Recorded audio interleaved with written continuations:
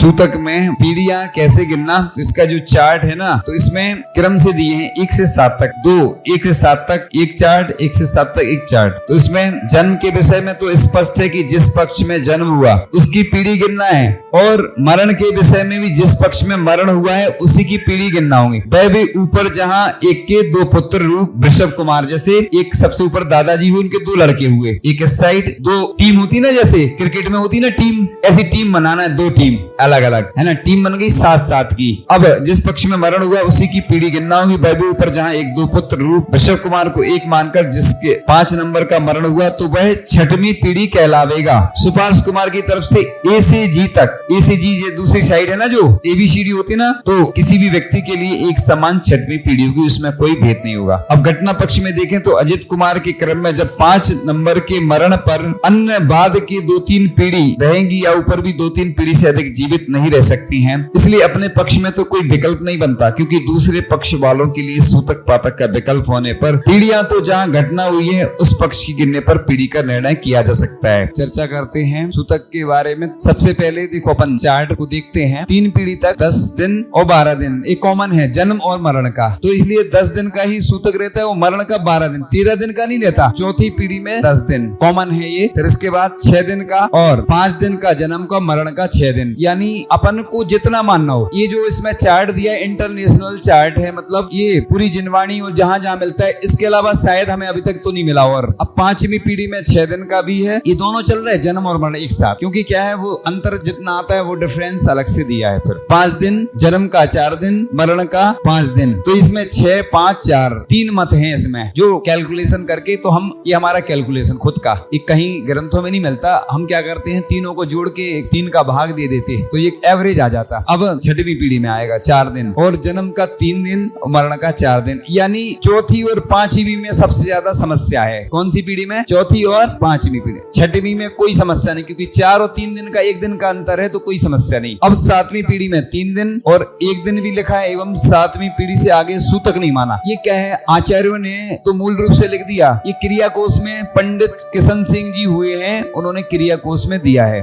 पीढ़ी के आदि के बारे में। फिर इसके बाद 8वीं पीढ़ी में 1 दिन रात। अब जितने भी जहां जहां लोग सुनेंगे, ये बात सुन रहे हैं, सुनेंगे, उन सब के लिए एक ही बात है कि लोग जो सूतक से बचना चाहते हैं वो क्या करें, चार्ट बना लें अपना। 7वीं पीढ़ी तक, 9वीं पीढ़ी में 6 घंटे का और स्नान तक, 10वीं पीढ़ी में स्नान लिखा है बस। इसलिए जो हम चार्ट बनवाते हैं ना वो पीढ़ी का, वो अपने अपने घर में सभी लोग लगाएं जिनको सूतक से बचना है। 7वीं पीढ़ी के बाद कोई समस्या है ही नहीं, इसलिए सूतक चाहे मानो चाहे नहीं मानो। और पीढ़ी गिनने में चाहे तुम्हें ऊपर चले गए हो बुजुर्ग, स्वर्गवासी हो, चाहे हो या नहीं हो, पीढ़ी गिनने में कोई दिक्कत नहीं, जीवित हो या 7 पीढ़ी का बस हिसाब किताब है, सीधा सीधा। अब पुत्री एवं अन्य रिश्तेदार निज घर में हो तो 3 दिन, घर से बाहर हो तो नहीं लगेगा। निज पुत्री, क्योंकि पुत्री को शादी हो जाती ना, गोत्र चेंज हो जाता, ऐसी तलाकशुदा हो जाती, तो वो अगर उधर से तलाक हो गई तो वो इधर का मानना पड़ेगा। गोत्र जाने वाले को वो गोत्र जहां चला गया, जहां रह रहा है वर्तमान में, उसका ही सूतक लगेगा। क्योंकि पशु वगैरह का रहता है ना सिस्टम, पशु नौकर आदि जो सूतक रहता है, अगर घर से बाहर रहते तो नहीं लगता, घर में है तो, क्योंकि वो पंचेंद्रिय जीव है, पशु बड़े जीव माने जाते, इस वजह से उनका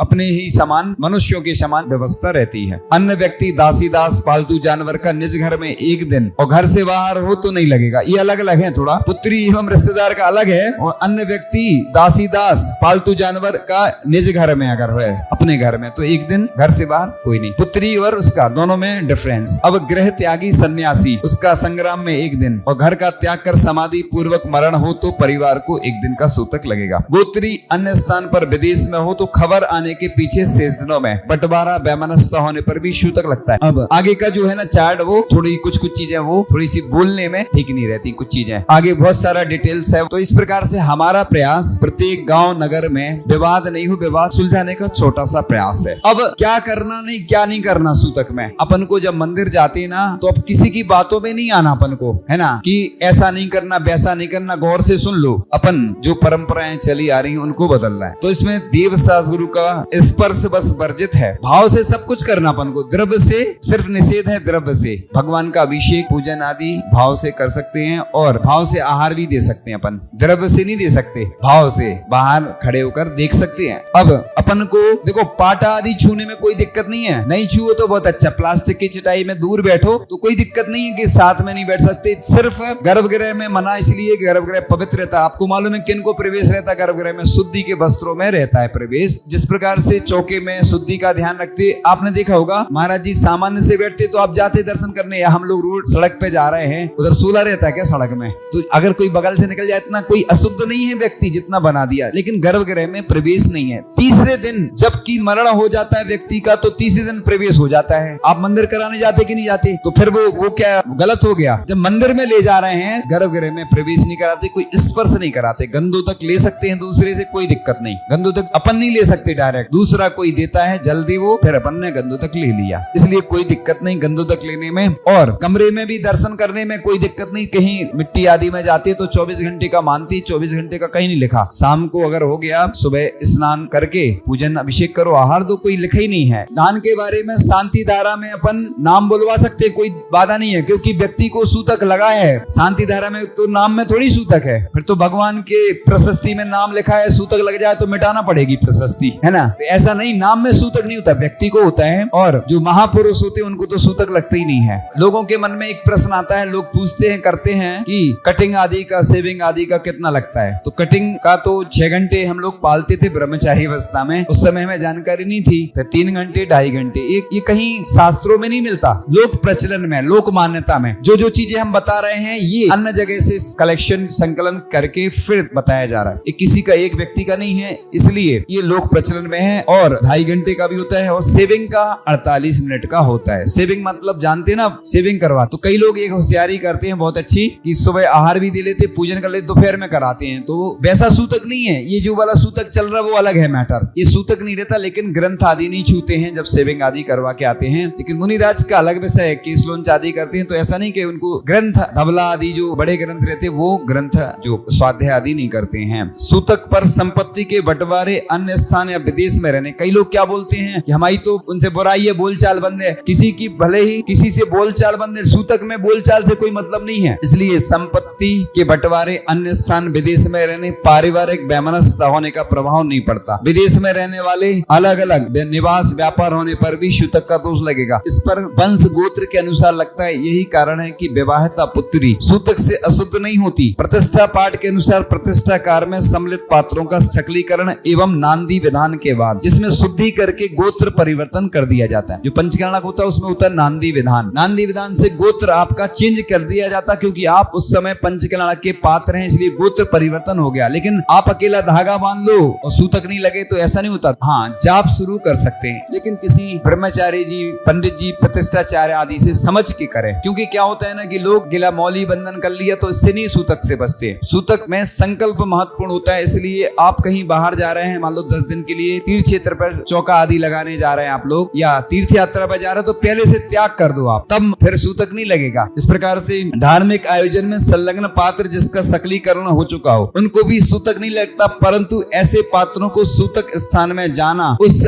आयोजन में सम्मिलित होना। जैसे एक विधान में बैठे हैं और आपके घर में सूतक लग गया तो आप उस घर में नहीं जाओ, अपने रिश्तेदार के यहाँ रुक सकते हैं, क्योंकि वो अशुद्ध है। यानी यहाँ तक लिखा है कि मुनिराज उस बसती का में रुक भी नहीं सकते, आहार भी नहीं कर सकते जिसके यहाँ सूतक लगा है। गर्भवती महिला 5 माह तक ही आहार दे सकती है। कई चौकों में महिलाएं काम करती हैं ऐसी, बाद में जब आ जाती हैं तो मालूम चलता है तो वो ठीक नहीं है। कुछ भी काम नहीं करना, क्योंकि जो शास्त्रों में लिखा है वो शास्त्रों के हिसाब से सही माना जाता है। 5 माह तक भगवती आराधना में मूलाचार ग्रंथ में ऐसा ही लिखा है कि 5 माह तक ही आहार देने की पात्र है। पूजन को निषेध नहीं किया। विधान में भी अगर दूर से बैठना चाहे तो बैठ सकते, देर तक विधान चलता है, पंचकर्णक देर तक चलता है, उतनी देर तक उसको भूखा रहना पड़ता है, तो जो अंदर संतान रहती है गर्भावस्था में उसको भी तकलीफ होती है। इसलिए ऐसा नहीं सोचे कि पूजन नहीं करना। जो पुरानी महिलाएं वो निषेध करती हैं, इसलिए किसी को निषेध नहीं करना। पूजन में कौन भगवान के ऊपर चढ़ाना है, और ऐसे में तो और विशुद्धि बढ़ाना, जिससे उस होने वाली संतान पे अच्छे संस्कार आए। इसलिए पूजन अच्छे से करो और डबल करो, बल्कि इसलिए शास्त्र स्वाध्याय करो उस समय अच्छे से, और पूजन जरूर करो। और संस्कार के बारे में जो भी पुस्तक आदि निकली हैं उनको पढ़ना चाहिए ऐसे समय में। तो इस प्रकार से पति का मरण होने पर 12 दिन का ही सूतक मानना है। 13वें दिन से द्रव्य पूजन, स्वाध्याय, आहार दान आदि करना चाहिए। ये जो भारत में परंपरा चल रही है कि 30-40 दिन तक महिलाएं नहीं करती। पहले के लोग दुखी ज्यादा रहते थे, अपन ये दुख आदि करते हैं, तो इसलिए किसी के यहाँ बैठने जाते हैं ना अपन, तो उसको ज्यादा दुखी नहीं करना चाहिए अपन को। अपन किसी के जाओ तो 12 भावना आदि सुनाना चाहिए। 3 दिन के बाद जाते हैं, क्योंकि उसको जिससे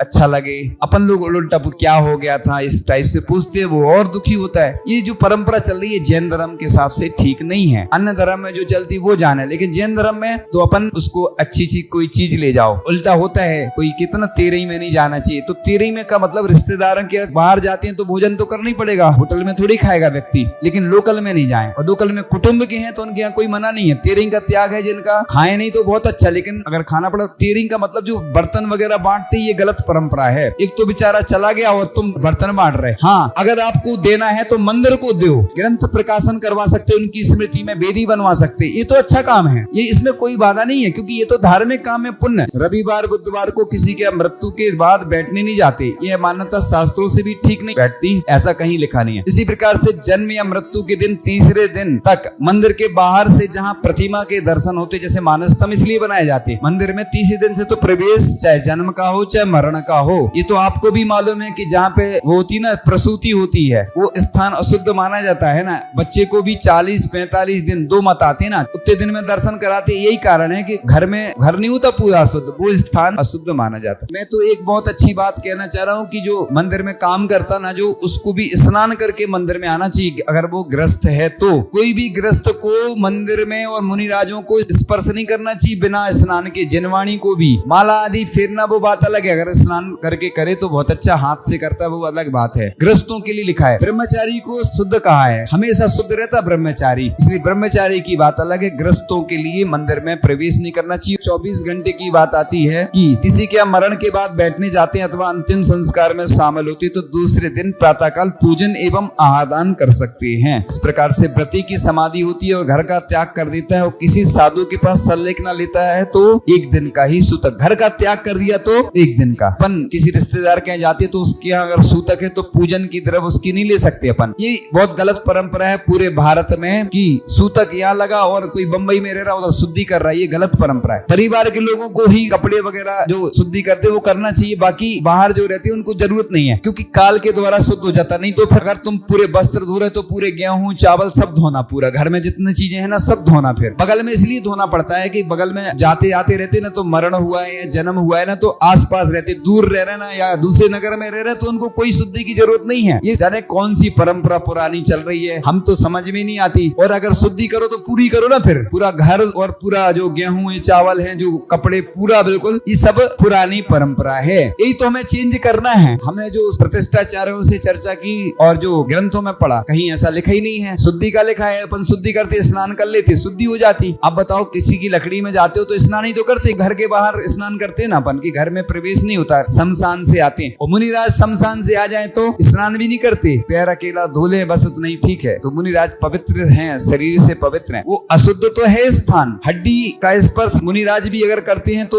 उनको प्रायश्चित लिखा है, दंड स्नान करना पड़ता है, यानी जल डाल के कमंडल की। और भी 1-2 चीजें लिखी है। हड्डी अशुद्ध है, कहीं भी मिल जाए हड्डी तो उसको स्पर्श नहीं करना चाहिए, उसको अलग कर देना चाहिए। ब्रह्मचारी ब्रह्मचारिणी आदि सूतक पातक वाले के भोजन नहीं करें। अब पिछीधारी साधु है कोई या सामान्य जो अब चुल्लक की व्यवस्था चलती है तो उसके ऐसा लिखे, अंतिम यात्रा में शामिल होने वाले को 1 दिन का सूतक मानना चाहिए। प्रति ब्रह्मचारी ब्रह्मचारिणी के माता पिता के मरण होने पर पातक लगता है। 10वीं प्रतिमाधारी यदि घर में रहता है तो भी उसको सूतक आदि पालना चाहिए, है ना। घर में रहता है 10वीं प्रतिमा वाला। आजकल 13वीं है ना, कितने दिन में करते हैं, तीसरे दिन, तो वो सूतक पूरा लगेगा 12 दिन का। आपकी व्यवस्था है, ये सामाजिक व्यवस्था है, ये धार्मिक व्यवस्था नहीं है। सामाजिक, क्योंकि लोगों को आज विदेश में रह रहे, कोई बेंगलोर में सर्विस कर, उनको छुट्टी नहीं मिलती, तो आजकल क्या होता है, चूंकि बार-बार आने जाने की दिक्कत होती, और ये तो अच्छा भी है, कोई दिक्कत नहीं इसमें, लेकिन सूतक पूरा लगेगा। विधान वो 13वें दिन ही होता है। कई लोग 1-2 दिन लेट भी कर लेते, अनुकूलता नहीं बनती, कोई समस्या है, तो विधान तो शांति विधान वो होता ही है, लेकिन सूतक की व्यवस्था इसमें कोई अंतर नहीं आता है। इस प्रकार से आत्महत्या का भी 6 महीने का लगता है जो उस घर में रहते हैं, बाकी लोगों को 12 दिन का लगता है। इस प्रकार से दशहरा में रावण आदि के पुतले का दहन करते हैं ना अपन, उसमें तो जाने नहीं चाहिए, बल्कि नेता लोगों की होती, क्योंकि भावहिंसा होती, जो दहन होता ना देखने भी नहीं जाना चाहिए, बच्चों को भी मना करना चाहिए। और पटाखे आदि भी कितने सारे हिंसा होती ना उसमें, और वो भावहिंसा तो हो रही। अपन जब किसी का पंचक आदि में मरण होता तो उसमें वो भी ऐसी क्रियाएं करना चाहिए कि वो नहीं रखना चाहिए, है ना। आटे आदि के रखते ना वो ठीक नहीं है। तो इस प्रकार से ऐसी क्रियाएं अपन को करना चाहिए। अधिक जानकारी के लिए हमारी वेबसाइट www.jindharm.com पर जाएं या फिर नीचे दिए गए QR कोड को स्कैन करें।